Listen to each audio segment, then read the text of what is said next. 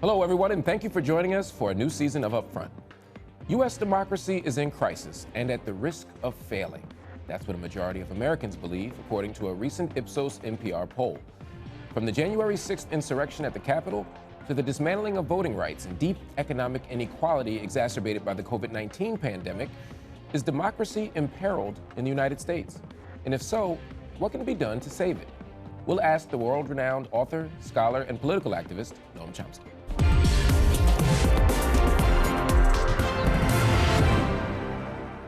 Professor Chomsky, thank you so much for joining us on Upfront. Very pleased to be with you. Here in the United States, Professor, you have talked about how 90% of the population is basically not represented by political leaders due to concentrated wealth and private power determining the outcomes of elections. 34 laws restricting access to voting were passed in 2021 alone. Do we have a real democracy here in the United States? We have a mixed form of democracy. In some respects, the United States is quite advanced. I don't think there's any country that protects freedom of speech to the extent that the United States does. If you're moderately privileged, you're secure, safe from state authority, and so on. On the other hand, the political system does not represent the population. There are extensive studies in academic political science, mainstream, which ask a very simple question. What's the relation between people's attitudes and opinions and the votes of their own representatives? Straightforward. Turns out that for a large majority of the population, by some studies up to 90%, there's essentially no correlation. Their representatives are listening to different voices. And that's understandable. If you're elected to the House of Representatives, the first thing you have to do is get on the telephone and make sure that the donors will be ready to finance your next election. Other studies have shown that you can predict electability with very high precision simply by looking at things like concentrated strategic campaign funding. While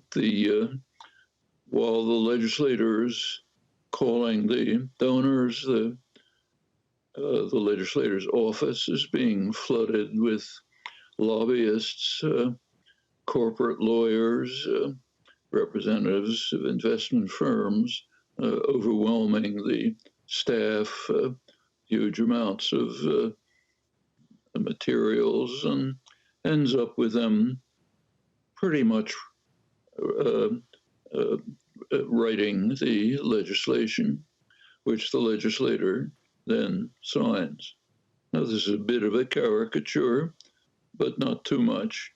Something like that is essentially the way much of the system operates.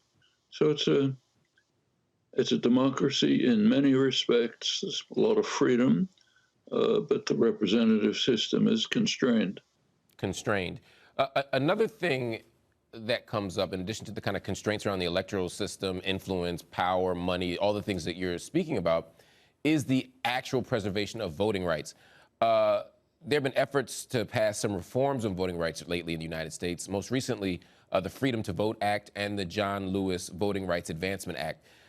These would have restored vital voter protections. They would have prevented districts from changing voting laws in a way that systematically disenfranchises minority populations. Both bills killed in the Senate. Can you explain how voter suppression and disenfranchisement are predominantly impacting minorities in the United States, and why voting rights, which are a pillar of democracy, could be under attack in the 21st century? Well, first of all, the United States used to have two political parties, Democrats and Republicans. From another point of view, they were two factions of the same party, the business party. The business world is overwhelmingly dominant in both of them. Nevertheless, they have been somewhat different with some overlap. In the last 30 or 40 years, one of these, the Republican Party, has simply drifted off the spectrum. It's not a political party in the traditional sense.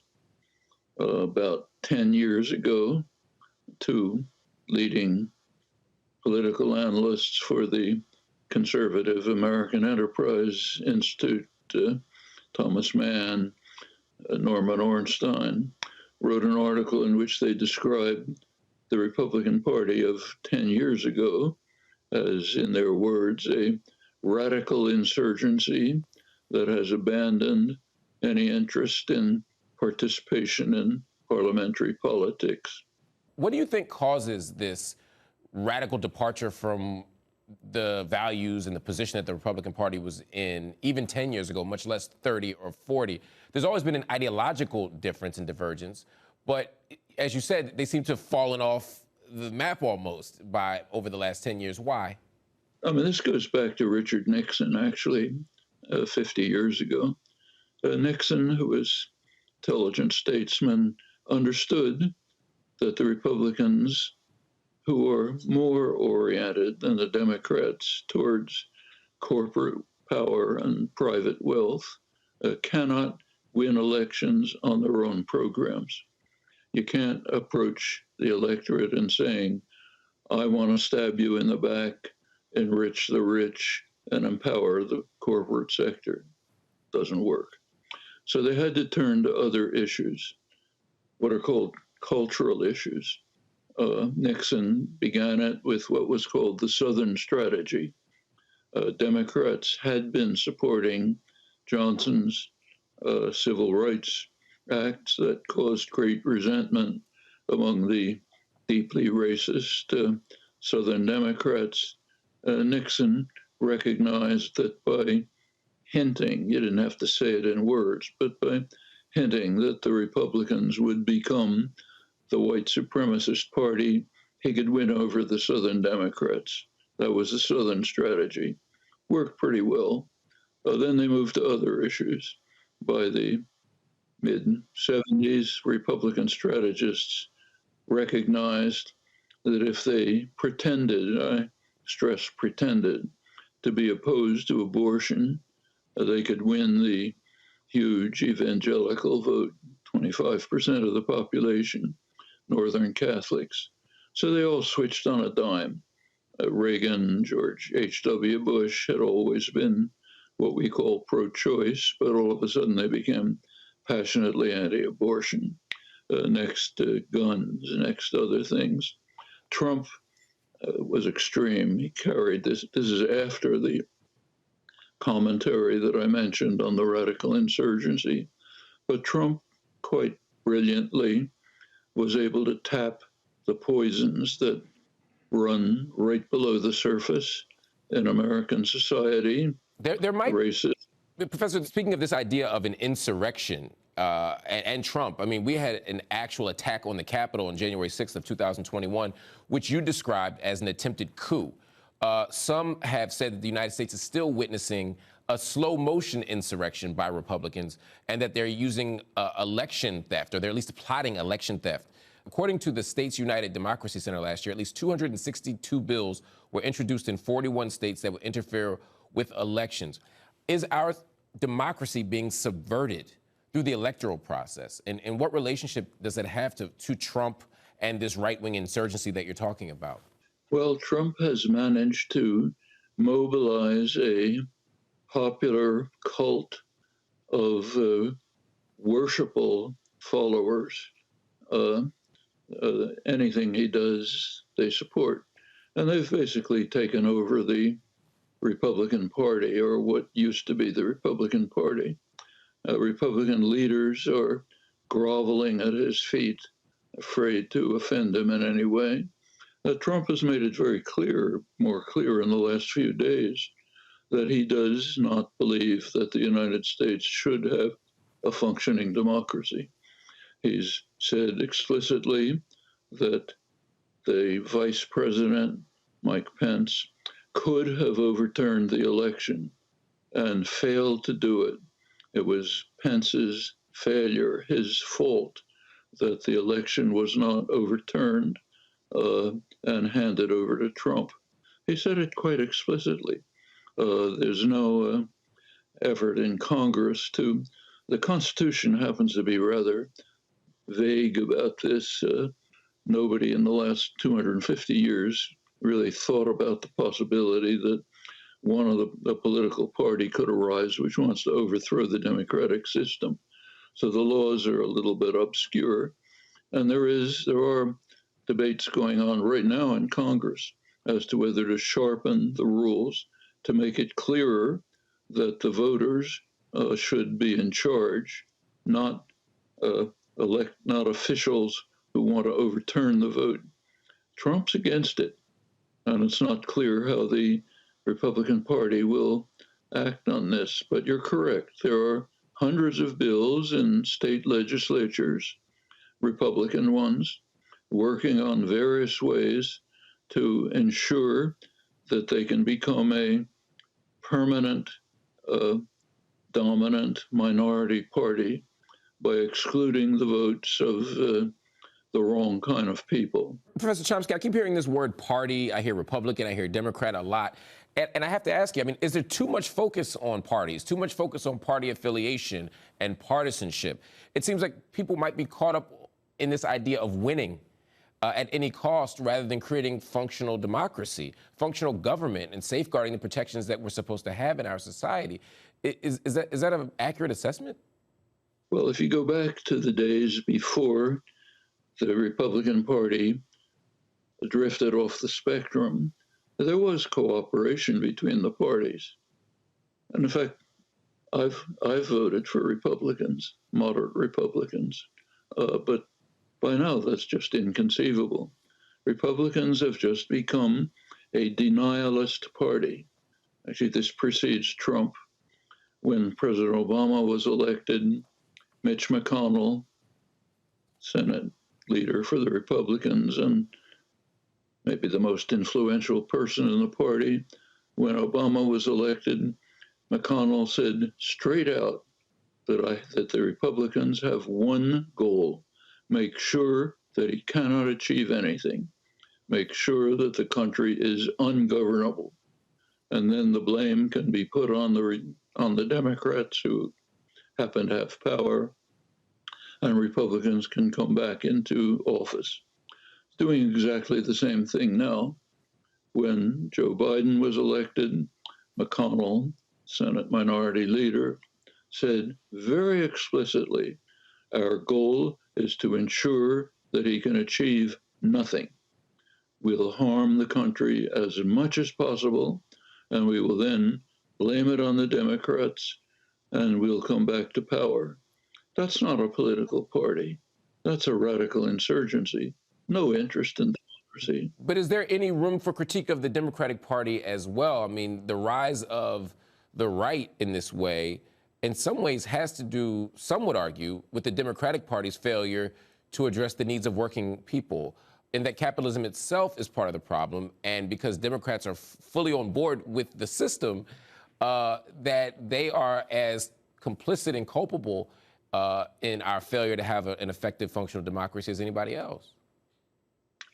What you say is quite accurate, and this goes back 45 years to President Carter. By the time the late 1970s, the Democrats, they were not going to be the party of working people anymore. They were going to become the party of affluent professionals and Wall Street. The kind of people, incidentally, who showed up at Obama's extravagant parties. Chuck Schumer, who's now the Senate Majority Leader, said straight out that we can, maybe we'll lose a working class vote in Western Pennsylvania, but we'll pick up 2 affluent suburban votes. So that's what we'll do. The last effort of the Democrats to serve working people was in 1978, the Humphrey-Hawkins Full Employment Act did pass Congress. President Carter didn't veto it, but he watered it down so that it had almost no bite. At that point, the Democrats basically handed the working class over to their class enemy. The Republicans are the bitter enemy of the working class. Democrats handed it over to them. Reagan came along. His first act was to smash labor unions, opening the door to the corporate sector to do the same, initiated programs which have severely harmed the working class and the middle class. We actually have measures of this. The Rand Corporation, super respectable, recently did a study on how much wealth had been transferred from the lower 90% of the population, working class, middle class, the poor, how much wealth had been transferred to the super rich during the last 40 years since Reagan. Their estimate is about $50 trillion. Wow, that is a staggering number, Professor. Even on the issues that you're raising, where there is a considerable shift in a direction that might be, in some's estimation, anti-democratic, there's still a lot of Americans who are lined up in support of policies that often maybe undermine their own best interests. You wrote a seminal book, Manufacturing Consent, and you talk about how leaders sometimes can't necessarily control people by force, like in a dictatorship, but they control people's thinking, they control how they act, and this often results in people operating against their own interests. Talk to me a little bit about the media. What role does the media play in manufacturing consent? What role does the media play in undermining democracy in the United States? Well, for example, one thing they do is not discuss what you and I have just been discussing. They act as if there are two political parties, both dedicated to the benefit of the population. What you and I have just been discussing, and you can find hints of it here and there, but the public doesn't see it. And in fact, the effects are very striking. So take Congress right now. One of the main legislative programs that Biden put forth is the Build Back Better program. It's a program which would greatly benefit working people, poor, parents, children, very beneficial to the population. Republicans, of course, are 100% opposed, and a few Democrats are opposed, right-wing Democrats, and since Congress is split, can't get through. Take a look at public opinion. It's very striking. When the public is asked about the individual provisions of this program, better medical care, child credits, and so on, they're in favor of it. When they're asked what they think about the program, they're opposed to it. When you ask, do you know what's in the program? No, they don't. It's an interesting collection. They're in favor of the individual measures. They do not know that those are in the program. They're opposed to the program because it's being presented on Fox News, other right-wing media, as a government attack on you, which is just going to raise the deficit, and you won't be able to pay for it. And it's just going to the undeserving poor. There's an undertone there that says, well, there are these people who don't want to work, the ones who Reagan called the welfare cheats, black mothers going in limousines to the Social Security office to rob your welfare. That's the undertone. And somehow those people back there who are worthless and don't work are taking it all away from us. And it's an old technique to try to divert the attention of people away from their true oppressors to people who are even more disadvantaged than they are. That's one of the ways in which the white working class was kept down for a century in much of the country. Get them to hate black people who are even worse off than they are. If you can make them think, well, I'm better than those guys, then you can exploit them and repress them.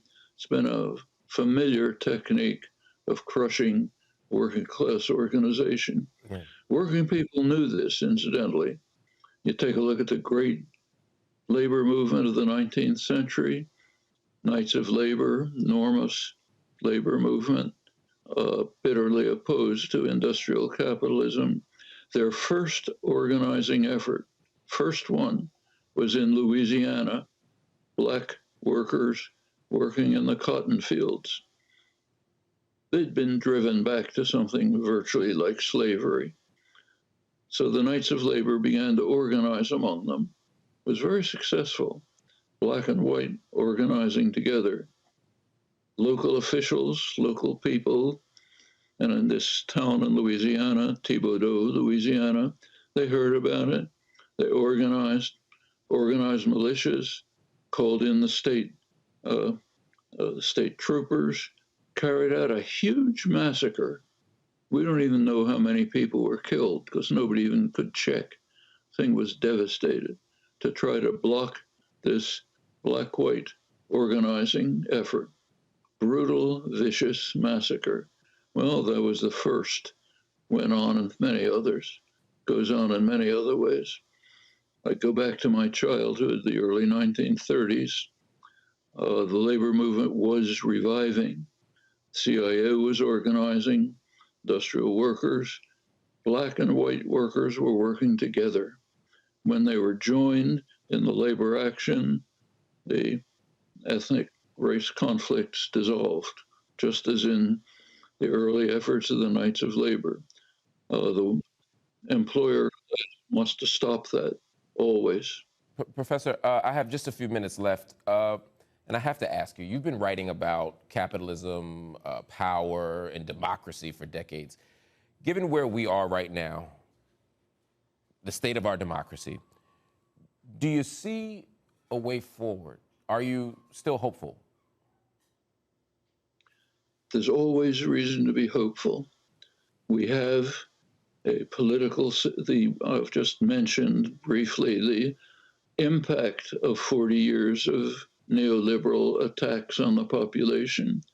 It's caused extreme social breakdown and disorder, fertile terrain for a demagogue like Trump or DeSantis of Florida or Tucker Carlson or whoever come next. But there is a revival of sane, decent, honest commitment to a better world. You saw it pretty dramatically after the George Floyd murder. Huge uprising, black and white, biggest in American history, calling for an end to violent repression against Afro-Americans.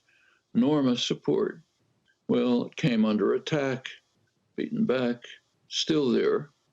Now, there are young people, organized, active, working very hard to overcome the most serious crisis that humans have ever faced in their history, destruction of the environment. There are other groups working for racial justice, for recognition of human rights. They're all over. They don't have wealth, concentrated power, media support, but they're there. And they can become the wave of the future. It's up to us to support them, participate with them. Professor Chomski, thank you so much for joining us on Upfront. It's an absolute pleasure. Thank you. All right, that's our show. Upfront, we'll be back next week.